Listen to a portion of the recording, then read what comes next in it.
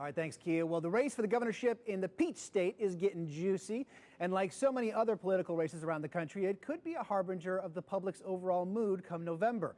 Joining us live via Skype is one of the contenders for the next governor of the great state of Georgia, former state senator Eric Johnson. Good morning, sir. Good morning. Well, listen, it's great to have you on the show. Let's cut to the chase. Your primary coming up on July 20th. You're one of 8 candidates. We'll start with the obvious, jobs. Now, I'll give you this setup. You run with it. You're a former architect. How does Georgia, and the country for that matter, build a better economy? Well, we don't do it the way Washington's doing it. We don't grow government. We don't borrow money. We don't increase taxes. We need to reduce these goofy regulations that makes it almost impossible for people to start up businesses and expand the businesses they have. Reduce regulations, reduce taxes, increase access to capital for startup and expanding businesses. And then, as an architect and engineer, building infrastructure. What Obama originally called shovel-ready projects are a valid purpose of government, but he wouldn't know a shovel if it hit him in his head.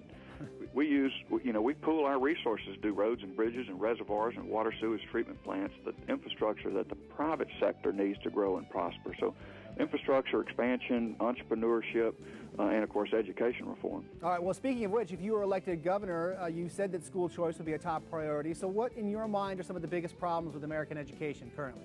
Well, it's way too bureaucratic. We're not competing with each other. As I tell people in Georgia, we're not competing with South Carolina anymore. We're competing with South Korea. We have to personalize education. Let every child be in the best educational environment that they can get into, public or private, charter, magnet, virtual, or homeschool, and use a portion of their own tax dollars to pay for it. That's what built America's university system into the best in the world. We can do the same thing with our K through 12 system. All right. Well, as somebody running as a Republican, and of course you have a long history in the GOP, yet you also describe yourself as a conservative, you're obviously experiencing these tensions and the ambiguities between the party and the whole Tea Party movement. Can these tensions be resolved? Should they be resolved? And what does it all mean for Republicans in November? No, I don't think the tension should be resolved. I think it's a healthy thing. I started my career 30 years ago in the Reagan Revolution, trying to build a competitive two-party system in the South, making sure that the people had power and not the politicians.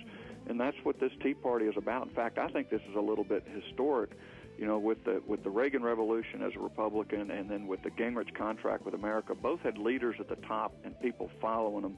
This is the first one I think it's really come from the grassroots. There is very little leadership. There's very little coordination. But I think that's healthy.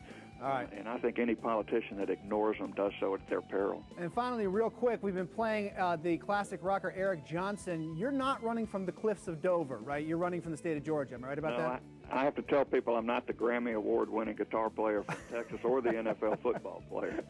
Okay. Thanks for joining us, Senator Johnson. For more information, you can head to our website. What's going on, Mitch?